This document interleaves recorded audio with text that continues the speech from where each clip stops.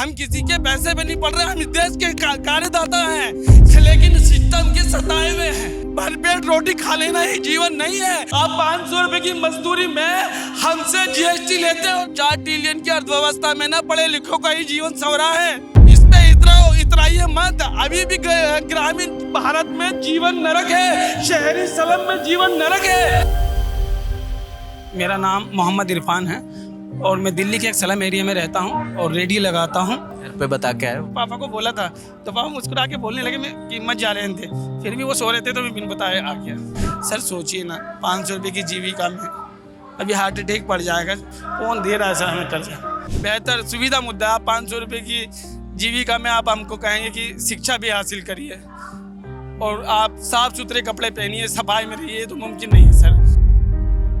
8 घंटे की बात ही खत्म हो गई। 10-10, 11-11 घंटे काम ले रहे हैं, 14,000 13,000 रुपए सैलरी दे रहे हैं। महंगाई के जमाने में अपनी मेहनत का भी हक ना मिले तो अभी साफ है। जब उसे कोई कंपनी मालिक पूरी तनख्वाह ना दे तो उसको यह हक राइट होना चाहिए कि वो अपनी लड़ाई अकेले लड़े।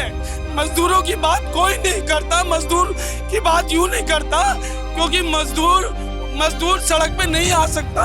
वो एक दिन काम नहीं करेगा तो उसका घर नहीं चलेगा क्योंकि मजदूर सड़क पे नहीं आ सकता। बेशक मैं बेहतर बोल लेता हूँ लेकिन एक पढ़े लिखे इंसान की बराबरी कभी नहीं कर सकता। मैं आपको घूम रहा था, आपसे दूर भाग रहा था, इसलिए क्योंकि मैंने बार बार ये सुना है कि इस आंदोलन में जो है ना स्टूडेंट आ ही नहीं रहे। ये बात गलत है। अब मैं कैमरा फेस करूँ फिर बोले रेडियो वाला ये आंदोलन में बोल रहा है तो फिर और ज़्यादा नुकसान है। सीने पे जो जख्म है सब फूलों के गुच्छे, हमें पागल ही रहने दो, पागल अच्छे। इस वक्त हम दिल्ली के जंतर मंतर पर हैं और आज सीजेपी प्रोटेस्ट का 5वां दिन है। यहाँ पर आप जब भी आएंगे जंतर मंतर, इस सीजेपी प्रोटेस्ट, आपको तमाम लोग मिलेंगे। कुछ इन्फ्लुएंसर मिलेंगे, आपको ये भी ढूंढने में दिक्कत होगी कि एक्टिविस्ट हैं, इन्फ्लुएंसर हैं या आम छात्र हैं। यहाँ पे तमाम मिश्रण आपको नजर आएंगे। पुलिस भारी मात्रा में मिलेगी, सीएपीएफ की तैनाती यहाँ पर मिलेगी। इसी बीच में हमें ये एक भाई मिले हैं और ये रेडी लगाते हैं। इन्होंने पढ़ाई उतनी मुकम्मल नहीं कर पाए क्योंकि मौके नहीं मिले। रेडी लगाकर कमाते हैं, स्लम में रहते हैं। तो इनकी कहानी मुझे लगा कि इस प्रोटेस्ट में इनकी कहानी भी आप तक लेकर आना चाहिए।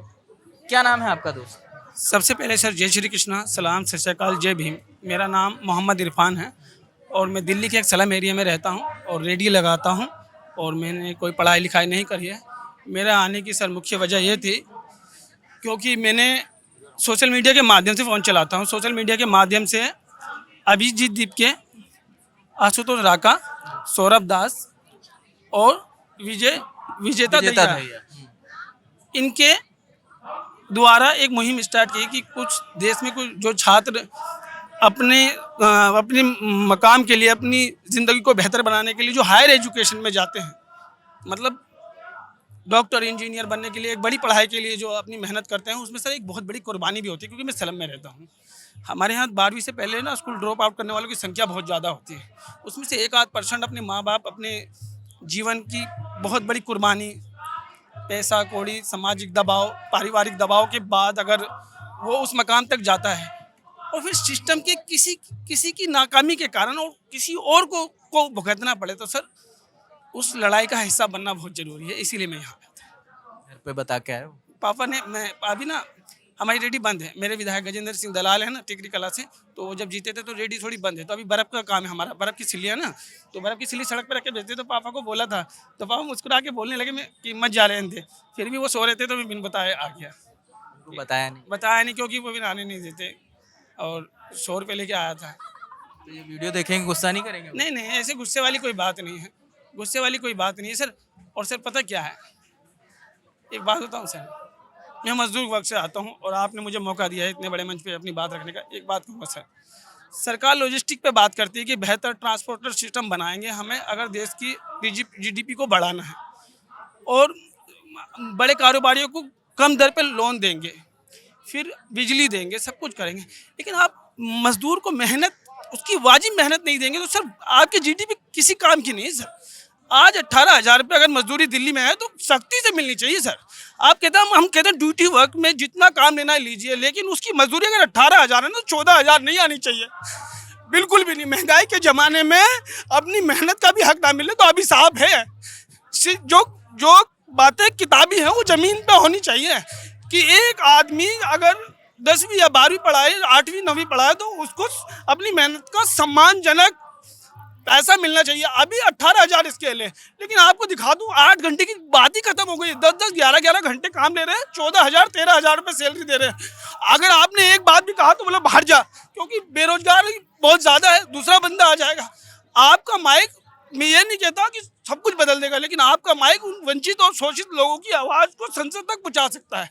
लेकिन कई दफ़ा लगता है 1980 के चीन को मैंने देखा और 1980 के भारत को देखा, लेकिन 2026 के भारत को देखो और 2026 के चीन को देखो।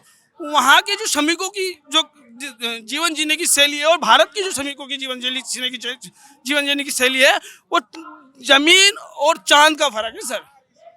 जब वो कर सकते हैं अपने श्रमिकों के लिए बेहतर जीवन, तो आप क्यों नहीं कर सकते? मैं एक मजदूर हूँ, इसीलिए ये बात कह रहा हूँ, समझ रहे ना। मैं मजदूर वर्ग से आता हूँ और मैं इस देश के तमाम मजदूर वर्ग की पीड़ा को समझता हूँ। मैं कोई पढ़ा लिखा नहीं, शिक्षित नहीं, किसी राजनीतिक दल से नहीं हूँ, ना भविष्य में मैं नेता बन सकता हूँ, ऐसी कोई ख्वाहिश नहीं है। आपने मौका दिया है तो अपने दिल की बात कर रहा हूँ, इस देश के श्रमिकों का जीवन बदल दीजिए। एक बात बताइए इरफान भाई, आप प्लीज परेशान मत होइए। मैं दिल से बता रहा हूँ सर। नहीं, आप बिल्कुल आप आराम से बात मुझे धर्म जाति का मतलब नहीं है, ठीक है आपको जो एजेंडा चलाना है चलाइए, लेकिन आप कहते हैं हम श्रमिक पोर्टल बना रहे हैं, सभी को उसमें जोड़ रहे हैं, उससे आपकी दी हुई 1,500 की सहायता नहीं चाहिए। जो मेहनत कर रहा है उसको हक दीजिए। जब उसे कोई कंपनी मालिक पूरी तनख्वाह ना दे तो उसको यह हक राइट होना चाहिए कि वो अपनी लड़ाई अकेले लड़े, ना कि किसी संगठन या दल की उसे मदद लेनी पड़े। सब बेकार हैं, सब बेकार हैं। मजदूरों की बात कोई नहीं करता, मजदूर की बात यूँ नहीं करता, क्योंकि मजदूर सड़क पे नहीं आ सकता। वो एक दिन काम नहीं करेगा तो उसका घर नहीं चलेगा। इसी का फायदा उठाते हैं सभी राजनीतिक दल, इसी का फायदा उठाते हैं सब राजनीतिक दल, क्योंकि मजदूर सड़क पे नहीं आ सकता, मजदूर सड़क पे नहीं आ सकता। मैं दिल की बात बता रहा हूँ। हमसे काम लीजिए, आप काम लीजिए, लेकिन हमारी मेहनत का वाजिब पैसा हमें दीजिए, हमें वाजिब पैसा दीजिए। यहाँ आने का मकसद यही है कि किसी भी स्तर पे समाज में फैले शोषण को खत्म किया जाए। शीश पे बैठे हुए लोग ऐसा कहते हैं कि श्रवण काल चल रहा है, 4 ट्रिलियन की अर्थव्यवस्था में ना पढ़े लिखों का ही जीवन संवरा है, समझ रहे हैं ना। इस पे इतराइए मत। अभी भी ग्रामीण भारत में जीवन नरक है, शहरी स्लम में जीवन नरक है। भरपेट रोटी खा लेना ही जीवन नहीं है। आप 500 रुपए की मजदूरी में हमसे जीएसटी लेते हैं और हम कहते हैं 2 तरह का टैक्स होता है, एक डायरेक्ट और एक अनडायरेक्ट। जब हम 500 रुपए की मजदूरी करके आते, नमक लेते, तेल लेते, उसमें हम जीएसटी देते हैं। कुछ लोग कहते हैं कि हम टैक्स पे के पैसे पे पढ़ रहे हैं, हम किसी के पैसे पे नहीं पढ़ रहे, हम इस देश के कार्यदाता हैं, लेकिन सिस्टम के सताए हुए हैं। सबकी बात होती है, हमारी बात नहीं होती, क्योंकि हमें बांट दिया जाता है धर्म, जाति और राजनीति में। तो सर मेरे कहने की मतलब बात यही है, और इससे ज़्यादा मैं क्या कहूँगा सर। एक बात बताइए इरफान भाई, जैसे आप कह रहे हैं कि आप स्कूल नहीं गए, लेकिन आप जो बातें बोल रहे हैं ये बड़ी वाजिब बातें बोल रहे हैं। आप थोड़ा पानी पी लीजिए प्लीज़, पानी लीजिए। बहुत शुक्रिया आपका। नहीं बहुत शुक्रिया।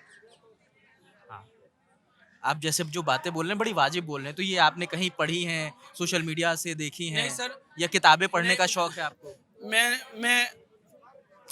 गूगल से बोलता हूँ कुछ भी सवाल, और गूगल मुझे उसका जवाब देता है। और मैं बचपन से इसी चीज़ का शौक रखता हूँ। मैं भगत सिंह के लेख, आदमगढ़ के शेर, दुशान कुमार के शेर, मुझे इंटरटेनमेंट के लिए सर साहित्यों का सहारा लेना पड़ता है। कविता भी है मेरे पास, जो साइको शेर की आपके चैनल पे आई थी, मैं पूरी सुना सकता हूँ सर। पूरी नहीं सुनाऊँ। कभी स्कूल नहीं गए? नहीं सर, मैं कभी स्कूल नहीं गया सर। मैं स्कूल सलम में पढ़ा हूँ, सलम में रहा हूँ सर।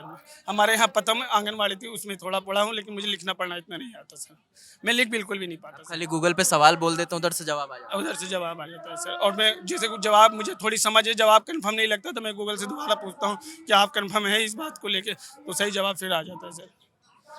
ये बात है सर। मैं कोई राजनीति करने नहीं आया सर, मैं एक मजदूर वर्ग से उनकी। मैं ये आपसे नहीं कह रहा कि आप राजनीति करने आए हैं, लोग कह रहे थे सर यहाँ स्टूडेंट नहीं है, वो और गैर लोग हैं, इसीलिए और डर लग रहा था कि मैं छात्र नहीं हूँ, मैं अपनी बात रखूँ कैमरे के ऊपर, तो फिर कुछ और बात को ले, कुछ और तरीके से बातों को ले। सर कुल मिला के बात ये है इतना डरने की ज़रूरत नहीं है। सर। और आप नेशनल मीडिया है तो आपने मुझे मौका दिया तहे दिल साहब। और कुछ लोग कहते हैं कि हम जय श्री राम नहीं बोलते, आपको मालूम है। नहीं सर, ज़बरदस्ती नहीं बोलेंगे, प्यार से 1000 बार बोलेंगे, आपके बिना कहाँ बोला, समझ रहे हैं ना सर। रोटी रोटी मुद्दा है सर, बेहतर सुविधा मुद्दा है। आप 500 रुपये की जीविका में आप हमको कहेंगे कि शिक्षा भी हासिल करिए और आप साफ सुथरे कपड़े पहनिए, सफाई में रहिए, तो मुमकिन नहीं है सर। जैसे हैं तो हैं सर, इसमें कोई राय नहीं है। कौन कौन है घर में? सब हैं सर घर में, मम्मी पापा हैं, 2 बहनें हैं, 2 बहनें हैं बराबरी की। क्या बोलूं, सारी तकरीरें ना संपन्न लोगों के लिए हैं। कहीं भी जाएंगे ना तो बेटी वाले को ना लड़के वाले सोचे खा जाए, समझ रहे हैं। 2 बहनें हैं, ये भी एक समाज में फैली हुई बुराई है, क्या कर सकते हैं, कुछ नहीं कर सकते। भाग्य पे कोई भगवान ने ऐसा कोई साफ दिल इंसान होगा तो जोड़ा बन जाएगा, क्योंकि लोगों की ख्वाहिशें पूरे करना हमारे बस की बात तो नहीं है सर। शादी नहीं हुई? मैंने नहीं करी, मैं बहनों के बारे में बता रहा सर। बहनों की हो गई शायद। मैं बता तो रहा हूँ सर कि समाज में फैली बुराई है कि बेटी वालों को लोग सांप की नज़र से देखते हैं कि भाई खा जाए, भी निकल जाए इन्हें, ये दे दे, वो दे दे, अगड़म दे दे, बगड़म दे दे। बेटी वाला हमेशा अपनी कैपेसिटी से ज़्यादा बेटे के लिए करता है, लेकिन आज के बेटे वाले ही नहीं समझ रहे हैं सर, समझ रहे हैं ना सर। ये पहली बार प्रोटेस्ट में आए आप? नहीं सर, मैंने कहा ना, मैं सर CNRC आंदोलन में भी था, शाहीन बाग में। मैं किसान आंदोलन में भी था, मैं पहलवान आंदोलन में भी था, मैं यहाँ। लेकिन मैं सर हिंसा का किसी भी तरह का समर्थन नहीं करता। मैं अहिंसा का दामन गांधी के साथ अपनी बातों को रखता हूँ सर। मारपीट वगैरह ये सब गलत है, किसी भी स्तर पे ऐसे स्वीकार नहीं किया जा सकता सर, समझ रहे हैं ना सर। हम इस बात को मानते हैं सर।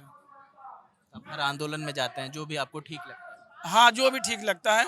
और देखिए सर, मैंने न कभी ओवैसी साहब की विचारों का समर्थन नहीं किया। मैं अपने परिवार का उन्हें बुजुर्ग मानता हूँ, लेकिन अपना लीडर नहीं मानता, क्योंकि मेरे पूर्वजों ने गांधी को, नेहरू को, पटेल को, शास्त्री को, इंदिरा को अपना लीडर माना है। इसीलिए मैंने कभी ना ओवैसी जी को अपना लीडर नहीं माना, परिवार का सदस्य माना। उनके मान सम्मान में कमी नहीं दे सकते, लेकिन हमने अपना लीडर नहीं माना, समझ रहे हैं सर। हर बात को बारीकी से बता सकते हैं सर। ये सारी नॉलेज गूगल से लिया? सर 35 साल का हूँ सर मैं, 92 में जन्म हुआ था सर मेरा। किताबें पढ़ना आता? नहीं, नहीं आता? पढ़ाई नहीं आती सर मेरे को। मैंने बताया ना, ये कोई चमत्कार नहीं सर। हमारा जीवन जो है, हम बड़ा नरकीय जीवन, हम कोई तारीफ वाली बात नहीं कर रहे हैं सर। में 12 गज का मकान है सर, लक्ष्मी नगर का अक्षरधाम न्यू नवेटा मोड़ बना ना, हमारी झुग्गियाँ थी। 2006 के 6 महीने में शीला जी की गवर्नमेंट ने पुनर्वास किया था। हमारे विधायक थे डॉक्टर अशोक कुमार वालिया, जो निधन कर गए, कांग्रेस के गद्दावर नेता थे, वो हमारे विधायक थे। हमने सुनील दत्त की कैंपिंग भी देखी है, जो संदीप दीक्षित जी के लिए पहला लोकसभा चुनाव लड़ा था ना उन्होंने, तो सुनील दत्त जी खुद आए थे लक्ष्मी नगर में उनके प्रचार में। तो उम्र तो है सर, लगती नहीं है। तो बाकी ये सर आपसे हाथ जोड़ के विनती है, क्योंकि हमारे ना देश के श्रमिक, मैं भी एक श्रमिक हूँ सर, घर में और लोग भी काम करते हैं सर। सोचिए ना, 500 रुपये की जीविका में अभी हार्ट अटैक पड़ जाएगा। सरकारी अस्पताल के बजट में वो स्टंट ही नहीं है, 50-60 हज़ार के लगते हैं। कौन दे रहा है सर हमें कर्जा, ऐसे ही मर जाते हैं हम। आयुष्मान योजना वगैरह नहीं मिलती? आयुष्मान का सुनिए सर, आयुष्मान पे अपना सवाल। आयुष्मान कार्ड है मेरे पास। आयुष्मान कार्ड में ये है कि अस्पताल में जैसे आप जाएंगे तो अस्पताल पहले आयुष्मान पोर्टल पे जाएगा, इसकी जांच लेगा कि मेरे पास ये पेशेंट आएगा, मैं इसका इलाज करूँ नहीं करूँ, समझिए। फिर आपको उससे अगर बात नहीं बनी तो आप आयुष्मान मित्र के पास जाएंगे, उससे नहीं बात बन रही तो आप आयुष्मान हेल्पलाइन पे जाएंगे 145555 पे। तो सर बहुत मतलब आयुष्मान है तो, लेकिन इसमें भी कानूनी पेंच है सर। नहीं, बताते हैं कि आयुष्मान कार्ड तो तुरंत आप दिखाइए और एडमिट हो जाते हैं। ये ऐसा है, लेकिन हर मामले में ऐसा हो नहीं रहा सर, समझ रहे, ऐसा हर मामले में होने बहुत सी परेशानी है सर। शिक्षा और स्वास्थ्य एक गंभीर समस्या है, लेकिन आप 18,000 ईमानदारी से दिलवा दीजिए सर। बाकी हम आप यहाँ पर सीजेपी या जिस भी प्रोटेस्ट में आप जाते हो, आप श्रमिकों का मुद्दा लेकर जाते हाँ, मैं बस अपने श्रमिकों का, पहली बात हमारे श्रमिकों की होती है, मेरी श्रमिकों की बात होती है सर, और कोई बात हो? आप लोगों का कोई मतलब प्रतिनिधि भी है? नहीं, कोई प्रतिनिधि नहीं है। मेरा नाम मोहम्मद इरफान है, मैं रेडी लगाता हूँ, साउदा जेजे कॉलोनी में रहता हूँ, मकान नंबर C52 है मेरा सर। मेरा कोई प्रतिनिधि नहीं है, मैं किसी के उसमें नहीं है। हाँ, राहुल जी के साथ दिल्ली से कश्मीर तक भारत जोड़ो यात्रा का हिस्सा बना था, पैदल ही गया था। वही वो जाने की वजह यह थी क्योंकि जब सब गाली बकने लगे ना और कहीं से प्यार की आवाज़ आए तो आदमी हमेशा उधर झुक जाता है। तो उसके बाद राहुल जी के कार्यक्रमों में गए? वो उसी में वो बस सिंगल कार्यक्रम में गया था। एक कार्यक्रम, हाँ, दिल्ली से कश्मीर गया था। उसके बाद नहीं गए? उसके बाद नहीं गया सर। क्यों? उसके बाद मैं नागरिक आंदोलनों में ज़्यादा जाता हूँ सर, राजनीतिक में? राजनीतिक में नहीं जाता सर। राजनीतिक नहीं, नागरिक आंदोलनों में भी बहुत जाता हूँ सर। और सर 2 साल से डिप्रेशन की दवा पागल खाने से खा रहा हूँ सर। क्यों? सर मतलब परिवार मतलब जिंदगी ऐसी है हमारी सर। इसी बात से दवा खा रहा है 2 साल मैंने। दवा क्यों खा रहे हैं? अभी नहीं खा रहा सर, 2 साल दवा खाया। मतलब हृदय बहुत ज़्यादा घबराने लगता था, मांसपेशियों में हाथों में खिंचावट आ जाती थी और बहुत ज़्यादा डर लगता था गिर जाऊंगा कुछ हो किस जाए। बात का? बस डर लगने लगता है क्योंकि ये सर हम बस ज़िंदगी ही ऐसी परेशानी की है, इसके सिवा करना क्या है। तो परिवार मम्मी है, पापा है, भाई है, बहन है और कुछ भी ज़िंदगी में कुछ हमारे कोई बड़ी ख्वाहिश तो है नहीं, जो बेसिक हैं वो भी नहीं हल होते तो इंसान ऑटोमेटिक ही चले जाता है। मैं अकेला नहीं, पूरा हिबास मेंटल हॉस्पिटल भरा पड़ा है मरीजों से। सब डिप्रेशन एंजाइटी की दवाएं खा रहे हैं सर, इसमें कोई दो राय नहीं, बड़ी बात नहीं। ये है कि मेरी उम्र नहीं थी, समझ रहे हैं सर, ये मेरी उम्र नहीं थी, बस ये है। बाकी सर भगत सिंह का वो शेर भी याद है, जब पागल खाने की बात करी तो सीने पे जो जख्म है सब फूलों के गुच्छे, हमें पागल ही रहने दो, हम पागल अच्छे हैं, है ना। भगत सिंह जी ने लिखा था और मेरे जज्बातों से वाकिफ है इस कदर मेरी कलम की, मैं इश्क भी लिखना चाहूँ तो इनकलाब लिखा जाता है। बाकी कुछ नहीं सर, आपने मुझे मौका दिया। नहीं, और आपने हमसे बात करी इसके लिए बहुत शुक्रिया। नहीं, बहुत शुक्रिया। तो इरफान है और आंदोलनों में तमाम कहानियाँ हैं। जब भी आप किसी भी आंदोलन आएंगे आपको तमाम लोग मिलेंगे। कुछ वो लोग आते हैं आंदोलन में जो उस मुद्दे से जुड़ते हैं जिसकी वजह से आंदोलन हो रहा होता है। कुछ वो लोग आते हैं जो इस कोशिश में रहते हैं कि शायद इस आंदोलन में मुझे भी एक मंच मिल जाए और मैं अपनी बात रख सकूं या अपने जो भी हमारे वर्ग है उसकी बात रख सकूं। तो जो इरफान जितनी हंसी से इन्होंने अपनी कहानी बता दी वो शायद उतनी खुशनुमा है नहीं, कि एक शख्स है जो रेडी लगाता है, स्कूल कभी नहीं गया लेकिन वो शायद उन लोगों से बेहतर बोल सकता है जो कॉन्वेंट में पढ़े हैं, जिनके पास सारी सुख सुविधाएं हैं, जो एसी कमरों में पढ़ाई करते हैं। क्योंकि इरफान को अगर आप ये इंटरव्यू अगर आपने यहाँ तक देखा होगा, जब मैं बोल रहा हूँ इंट्रो दे रहा हूँ आउट्रो दे रहा हूँ, वहाँ तक अगर आपने इस वीडियो को देखा होगा तो आपको समझ में आ गया होगा कि एक शख्स जिसने कभी स्कूल का चेहरा नहीं देखा वो इतना अच्छा बोल रहा है। इनका कहना है कि जो भी सवाल होता है हम गूगल से पूछ लेते हैं और जब डाउट होता है फिर गूगल से पूछते हैं कि क्या जवाब आपने सही दिया था। तो मतलब आपको नहीं आ रहा होगा तो मैंने गूगल से जो पूछे हैं मैं आपको दिखा देता हूँ, आपको लग रहा होगा कि मैं नहीं मुझे यकीन है तभी मैंने बातचीत आपसे करी है। सर 1 मिनट में दिखा देता हूँ। मैंने गूगल से जो जो पूछे हैं आप देख लीजिए, ये दिखा दीजिए सर, इन्हें दिखा दीजिए मैंने गूगल से क्या क्या पूछे हैं। ये भी दिखा देते हैं कि जैसे इन्होंने पहला सवाल पूछा है जंतर मंतर पधारों के समर्थन में, इसमें कुछ और लिखना चाहते होंगे, क्या अभिनव सर कॉकरोच की जंतर मंतर में आ रहे हैं। अच्छा, अभिनय लिखना चाहते हैं, अभिनय नाम है उनका। हाँ अच्छा। और देखिए मेहरो बोलोजी नहीं है पाकिस्तान की बोलोजी एक्टिविस्ट, उनके बारे में मैंने 3 घंटे कल गूगल पे सर्च किया। मैं कहता हूं कि गांधीवादी तरीके से जिस तरीके से महलोज बलोच को आंदोलन कर रही हो, अपने लोगों के अधिकारों की लड़ाई लड़ रहे हैं, पाकिस्तानी सेना और सरकार 70-75 सालों से उन पे दमनकारी और हथियारबंद तरीके से उनके लोगों को अगवा कर लेती है, आंखें निकाल लेती हैं और वो खुद को इस्लामिक राष्ट्र मानते हैं। इस्लामिक सिद्धांतों से ही विपरीत है ये बात। किसी पे जुल्म करना कहाँ से वाजिब है और पाकिस्तान का कोई मौलाना इसकी निंदा नहीं करता। तो सब सर मैं कहता हूँ ना, देश को चलाने के लिए मतलब सत्ता में आने के लिए धर्म की जरूरत है, लेकिन देश को चलाने के लिए धर्म की नहीं, क्योंकि धर्म ना न्याय संगत बात बताता है और धर्म में जो कट्टरता है, धार्मिक कट्टरता, वो क्रूरता सिखाता है। क्योंकि धर्म तो न्याय संगत बात बताता है और धर्म में जो कट्टरता है वो क्रूरता सिखाता है। तो ये आपने कभी नौकरी करने की कोशिश करी?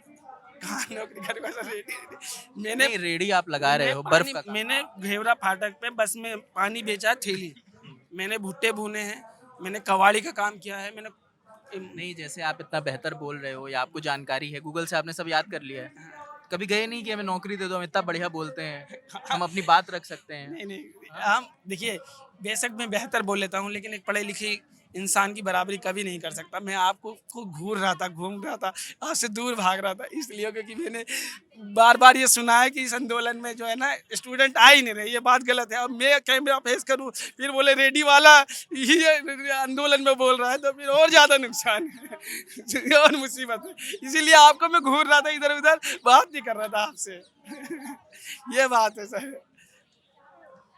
ये वही बात है कि जितनी हँसी से ये बोल रहे हैं, शायद इनकी बातों में उतना दर्द छिपा हुआ है कि एक शख्स ने वो मतलब उस ज़िंदगी को इन्होंने एक्सेप्ट भी कर लिया है कुछ हद तक, कि वो स्लम में रहते हैं, पढ़ाई-लिखाई नहीं करी, उसका कोई अफ़सोस नहीं है, कोई मलाल नहीं है। क्योंकि शायद उस ज़िंदगी को बदला नहीं जा सकता, वो समय बीत गया है। लेकिन अब ये निरंतर कोशिश करते रहते हैं, गूगल से सवाल करते रहते हैं, आंदोलनों में जाते रहते हैं, अपनी बात रखने की कोशिश करते हैं। तो मुझे लगा कि शायद इस आंदोलन की सबसे खूबसूरत और सबसे ज़रूरी ये तस्वीर थी जो इरफ़ान की थी, इरफ़ान की कहानी मुझे लगी, तो मुझे लगा ये ज़रूर हम सबको सुनना चाहिए। बाकी आंदोलन के और रंग भी आपको दिखाएँगे। कुछ देर में अभिजीत अभी आईटी मिनिस्ट्री की कॉल पर उनसे मिलने गए हैं, बातचीत हो रही होगी। वो बातचीत क्या होती है वो भी आपको बताएँगे। कुछ टीचर इनके समर्थन में जंतर मंतर पहुँच रहे हैं। अभिनय सर हैं, वीरेंद्र सर हैं, वो यहाँ पर विजेंद्र सर, वो यहाँ पर पहुँचने वाले हैं। तो बाकी जो भी होगा वो अपडेट देते रहेंगे। इरफ़ान की कहानी पर आप क्या सोचते हैं? ये ज़रूर मुझे बताइएगा और अगर आपकी नज़र में भी इरफ़ान जैसी कहानियाँ हैं तो वो भी कमेंट सेक्शन में लिख डालिए। मेरा नाम रजत है, कैमरे के पीछे प्रशांत है। देखते रहें लल्लन टॉप। शुक्रिया।